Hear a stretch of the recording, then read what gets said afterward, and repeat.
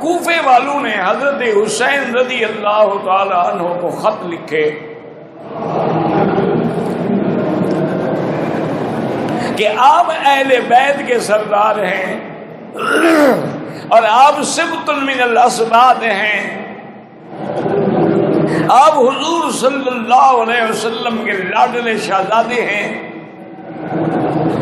آپ سیدہ شباب اہل الجنہ ہیں، آپ کے ہوتے ہوئے یزید کو کوئی حق نہیں پہنچتا کہ وہ تخت خلافت پہ بیٹھے، آپ تشریف لے آئیں اور ہم سب آپ کی بیعت کریں گے۔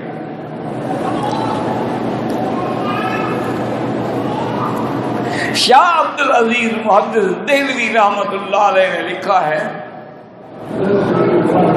کہ 12,000 خطوط انہوں نے بھیجے۔ حضرت حسین خط پڑھتے، سوچتے جاؤں نہ جاؤں، کیا کروں۔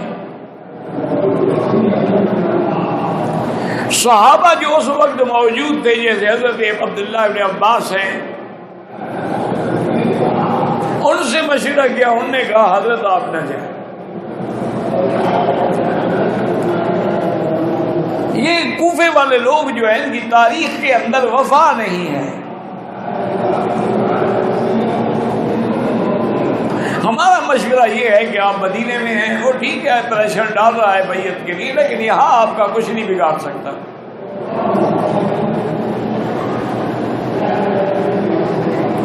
اگر آپ مدینہ منورہ چھوڑ کے چلے گئے اور کوفہ میں چلے گئے تو پھر اس کی تو وہاں عملداری ہے، اس کے گورنر ہیں وہاں۔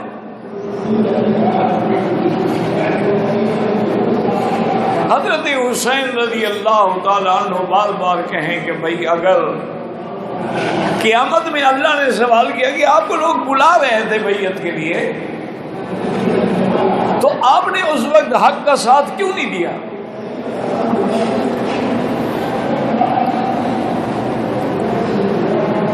آخر حضرت حسین رضی اللہ تعالی عنہ نے یہ مشورہ کیا کہ میں نہیں جاتا، لیکن مسلم ابن عقیل جو ان کے قریبی عزیز تھے ان کو بھیجتے ہیں کہ وہ وہاں جا کر کوفے کے حالات دیکھ کے ہمیں مطلع کریں۔ اگر تو وہ اپنے خطوط میں سچے ہیں تو پھر میں بھی چلا جاؤں گا، اور اگر وہ خطوط میں سچے نہیں ہیں، دھوکہ دینا چاہتے ہیں، تو پھر میں نہیں جاؤں گا۔ سب نے اسی بات کو قبول کیا اور مسلم ابن عقیل جو ہے وہ کوفے کے لیے تیار ہوئے۔ ان کے دو چھوٹے بچے تھے، وہ بھی ضد کر گئے کہ ہم بھی اپنے بابا کے ساتھ جائیں۔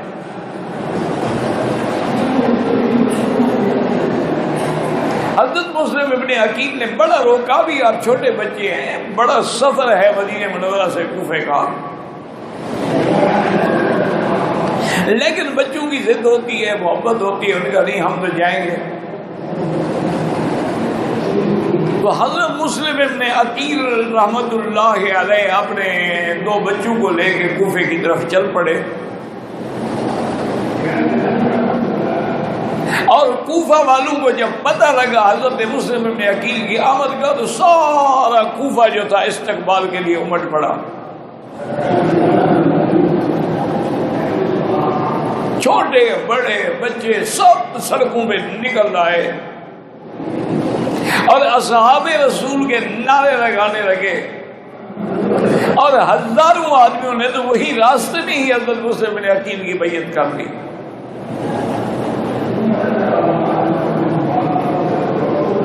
اب پورے کوفے میں اور ان کے مساجد میں حضرت مسلم ابن عقیل اور اہل بیت رسول کا تذکرہ ہونے لگا، تو حضرت مسلم ابن عقیل نے حضرت حسین کو خط لکھا اور ایک تیز سوار گھوڑے پہ ایک قاصد بھیجا کہ جو لکھا تھا ان نے وہ سچے ہیں، اور ہزاروں بندوں نے میری بیعت کر دی ہے اور سب آپ کا انتظار کر رہے ہیں۔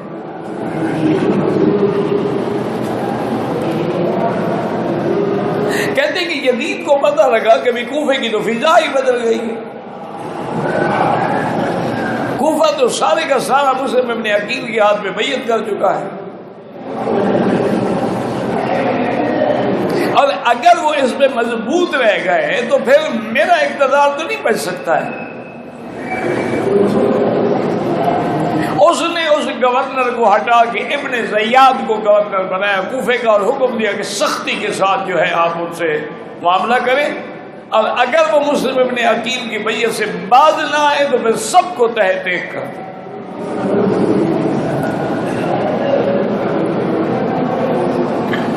ابن زیاد چونکہ تاریخ میں ایک بہت ظالم قسم کا گورنر تھا، اس نے آتے ہوئے ایسی فضا پیدا کی، اس نے تقریر کی کھڑے ہو کے کہ کوفے والوں سن لو، اگر تم نے یزید کی بیعت سے ہاتھ کھولا ہے، توڑا ہے، تو یہ نقض بیعت جو ہے یہ غداری ہے اور اس کی سزا موت ہے۔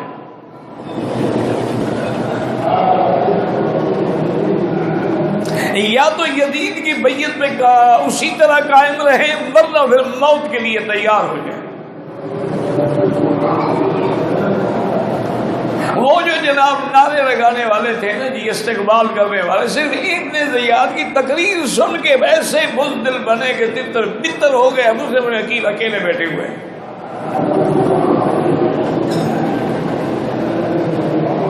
اور سارے کوفے میں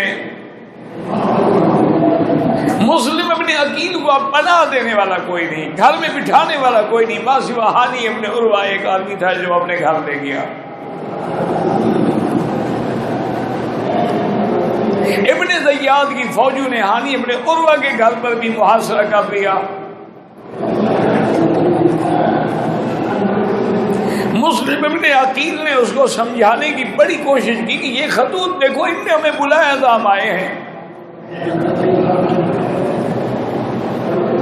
اگر یہ ہماری بیعت پہ قائم نہیں ہے تو ہم واپس چلے جاتے ہیں۔ انہوں نے کہا کہ نہیں، اب واپس نہیں جا سکتے آپ۔ تو اس نے اپنی فوجوں کے ذریعے حملہ کیا، ہانی ابن عروہ کو بھی اور مسلم ابن عقیل کو بھی، اور ان کے دونوں فرزندوں کو شہید کر دیا۔ وہ معصوم بچے بھی شہید ہو گئے۔ اب حضرت حسین یہاں سے قافلہ لے کے ان کے خط آنے پر چل پڑے تھے کہ بھی وہاں تو حالات ٹھیک ہے، اسی لیے آپ نے اپنے خاندان کو بھی ساتھ لے لیا کہ وہاں کوئی جنگ تو نہیں کرنی۔ وہاں جب حالات ٹھیک ہیں اور وہ لوگ ہماری بیعت پہ تیار ہیں، صاف بات ہے کہ میں اپنے بچوں کے ساتھ رہوں گا۔ حضرت حسین رضی اللہ تعالی عنہ راستے میں تھے کہ آپ کو خبر ملی کہ مسلم ابن عقیل شہید ہو گئے، اور تمام کوفے والوں نے انکار کر دیا ہے، بیعت توڑ ڈالی ہے، اور کوئی بھی اس وقت ایک بندہ بھی آپ کی حمایت میں بولنے والا نہیں ہے۔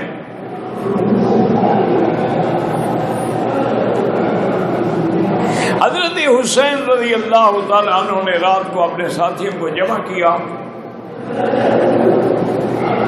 اور فرمایا کہ بھائی بات یہ ہے دراصل کہ مسلم ابن عقیل شہید ہو گئے، ان کے بچوں کو بھی ظالموں نے شہید کر دیا۔ اب جو آدمی تم میں سے واپس مدینہ منورہ جانا چاہتا ہو، میری اجازت ہے وہ چلا جائے۔ میں نے ضرور آگے جانا ہے کہ مجھے حضور پاک نے اپنے نانا نے ایک خواب بتایا تھا کہ مجھے خواب میں ایک زمین دکھلائی گئی ہے جس کی ریت بھی سرخ ہے، وہاں حسین نے شہید ہونا ہے۔ میں تو پھر اپنی شہادت گاہ سے پیچھے نہیں ہٹ سکتا۔ اگر آپ لوگ جانا چاہتے ہیں میں یار، انہوں نے کہا ہم آپ کو چھوڑ کے نہیں جانا چاہتے۔ حضرت حسین نے پھر سفر شروع کیا۔ ابن زیاد نے بھی اپنی فوجی دستے جو تھے آگے بڑھائے، اور انہوں نے بھی حضرت حسین رضی اللہ تعالی عنہ کو گرفتار کرنے کے لیے گھیرا تنگ کرنا شروع کر دیا۔ حضرت حسین رضی اللہ تعالی عنہ نے ان کے ابن زیاد کے نمائندوں کو بلایا اور کہا دیکھو بات سنو، میری 3 شرطیں ہیں۔ ایک شرط تو میری یہ ہے کہ مجھے مدینہ منورہ واپس جانے دو۔ ان لوگوں نے ہمیں بلایا تھا، اور اگر انہوں نے بے وفائی کی ہے تو پھر ہمیں یہاں رہنے کی یا آنے کی ضرورت کیا ہے؟ اور دوسرا راستہ یہ ہے کہ تم بغیر کسی لڑائی کے مجھے یزید کے پاس جانے دو، میں خود اس سے بات کروں گا، اور ہم اگر کسی نتیجے پہ پہنچ گئے تو بلا وجہ لڑائی کی کیا ضرورت ہے؟ اور اگر یہ دو باتیں آپ کو منظور نہیں ہیں تو تیسری بات میری یہ ہے کہ کسی اسلامی ملک کی سرحد سے مجھے ادھر اس شہر میں اس ملک میں جانے دو، میرا راستہ نہ روکو۔ ابن زیاد کے نمائندوں نے کہا جی نہیں، ہمیں یہ حکم ہے یا بیعت کرو یا پھر جنگ کے لیے تیار ہو جاؤ۔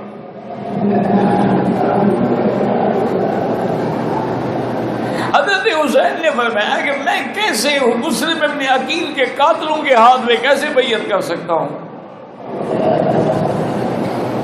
اب تو تمہارا ظلم جو ہے وہ واضح ہو چکا ہے۔ حضرت حسین بڑھتے رہے اور وہ بھی راستہ بھی دیتے رہے اور گھیرا بھی تنگ کرتے رہے حضرت حسین کا، ان کے پاس تو فوج تھی نا۔ حضرت حسین رضی اللہ تعالیٰ عنہ کے ساتھ وہ اپنے خاندان کے لوگ تھے۔ آپ عین اس مقام پہ پہنچے جس کا نام کربلا تھا، اور وہی نشانیاں جو حضور پاک نے اپنے خواب میں بتائی تھی وہ حضرت حسین کو سامنے نظر آئی۔ حضرت عثمان رضی اللہ تعالیٰ عنہ کا 40 دن تک پانی بند کیا گیا۔ حضرت حسین رضی اللہ تعالیٰ عنہ کا بھی پانی بند کیا گیا۔ حضرت حسین نے انہیں بھی تقریر کر کے سمجھانے کی کوشش کی لیکن کوئی سمجھنے کے لیے تیار نہیں تھا۔ مقابلہ ہوتا رہا، پھر میدان میں حضرت علی اکبر نکلے، حضرت حسین کے بیٹے۔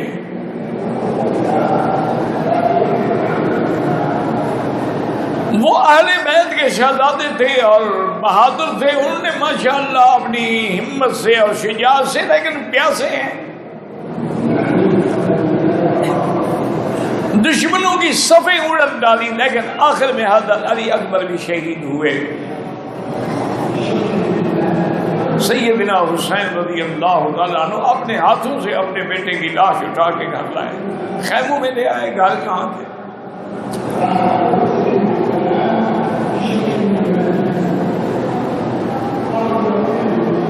گھر والوں نے کہا، ذرا پریشان نے کہا نہیں صبر کرو، وَبَشِّرِ الصَّابِرِينَ،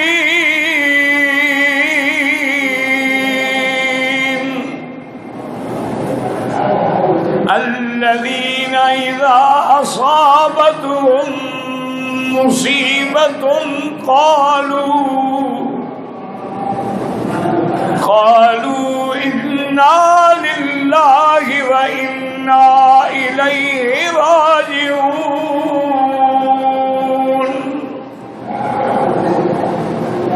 أولئك عليهم صلوات من ربهم ورحمة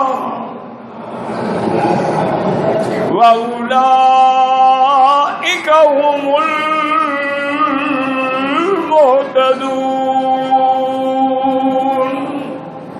حسین نے کہا تم اہل بیت رسول ہو، صبر کرو، ہمیں صبر کا حکم دیا گیا ہے، ہمیں فریاد کرنے کا، واویلا کرنے سے آقا نے منع فرمایا ہے۔ حضرت علی اصغر پیاس سے تڑپ رہے تھے تو آپ کی بیٹی نے دیا، انہوں نے کہا یہ چھوٹا بچہ ہے، اس کا کون ظالموں سے کہو شاید اس پہ رحم کر کے پانی دے دے۔ حضرت حسین حضرت علی اصغر کو اپنے ہاتھوں میں لے کے اور کہا ظالمو، اس معصوم بچے نے کہا کہ تم سے کوئی جنگ کی ہے،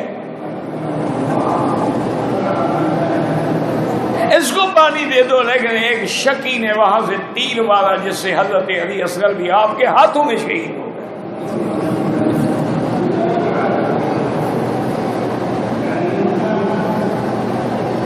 حضرت حسین اس کو لے کر بھی آئے اور کہا کہ گھر والوں سے کہ اب اس پھول کو بھی سنبھال لو. اللہ نے اس کے مقدر میں بھی معصومیت بھی لکھی تھی اور شہادت بھی لکھی تھی.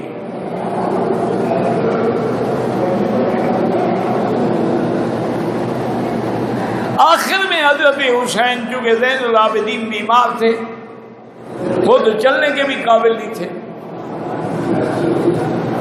اب حضرت حسین میدان میں نکلے ہیں.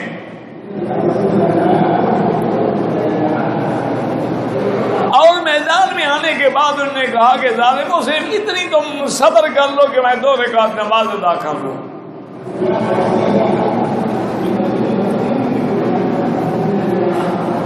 اور وہ بھی اہل بیت کے جوانوں کی شہادت اور ان کی جرت اور ان کی حمایت دیکھ چکے تھے، اور حضرت حسین کا صبر بھی دیکھ چکے تھے کہ جو جوان بیٹے کی میت پہ نہ رویا وہ حسین،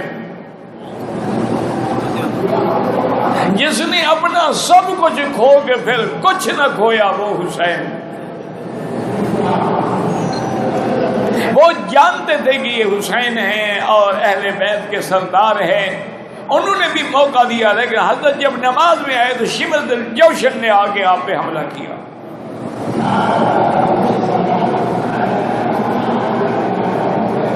اور اللہ کے اس جوان نے اسی نماز کی حالت میں سبحان ربی الاعلیٰ.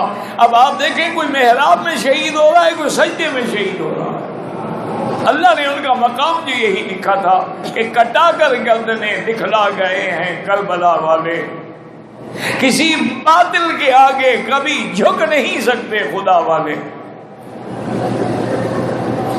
اور انہوں نے یہ فیصلہ کر دیا کہ آدمی جان دے سکتا ہے، قربانیاں دے سکتا ہے، لیکن باطل کے ہاتھ پہ ہاتھ دے کے بیعت نہیں کر سکتا. اسی لیے کسی نے کہا تھا کہ حقا کے بنا لا الہ تو حسین، کہ توحید کو زندہ کر دیا حسین نے، کہ ہم اللہ کے نام پہ مرنے والے ہیں، کسی باطل کے آگے جھکنے والے نہیں ہیں. حضرت حسین رضی اللہ تعالی عنہ بھی شہید ہوئے، اور تمام اہل بیت جو اس وقت ان کے ساتھ تھے ان کے آنکھوں میں آنسو تھے، اور اللہ تعالیٰ کے حکم کے مطابق انا للہ و انا الیہ راجعون کی ورد تھا اور صبر تھا. اور اس کے بعد پھر ان کو حضرت حسین رضی اللہ تعالی عنہ کے سر کو بھی دربار یزید میں پیش کیا گیا. اس لیے یہ مقام جو ہے، میں نے آپ کو عرض کیا نا کہ حضور پاک سے لے کر آخری حضرت حسین ہے، سب کو اللہ نے شہادت نصیب کی. اور ساتھ یہ بھی فرما دیا کہ جو شہید ہوتے ہیں ان کو مردہ نہ کہا کرو، بل احیاء، یہ تو زندہ ہے، لیکن ان کی زندگی کو تم سمجھ نہیں سکتے ہو. اور دوسری جگہ فرمایا احیاء عند ربہم یرزقون، یہ زندہ بھی ہے اور اپنے رب کے پاس ان کو رزق بھی دیا جاتا ہے. تو آج بھی اسلام کے اندر حضرت حسین کی قربانی جو ہے وہ آج بھی زندہ ہے. اسی لیے کہتے ہیں کہ نہ یزید کا وہ ستم رہا، نہ زیاد کا وہ ظلم رہا، جو رہا تو نام حسین کا، جسے زندہ رکھتی ہے کربلا. رضی اللہ عنہم ورضوا عنہ. اللہ ربنا هو الإله ما اصطفاه الواحد الحي كذا المليك.